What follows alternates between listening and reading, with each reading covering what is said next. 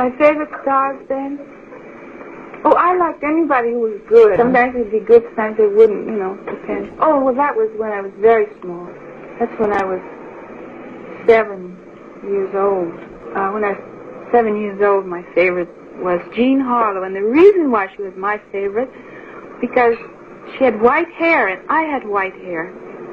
And they used to call me towhead. I don't know how you'd say it in French, but it was white hair instead. And I dreamed of having golden hair, but instead mine was white. And so when she had white hair, I felt sort of close to her, because she had white hair, I had white hair.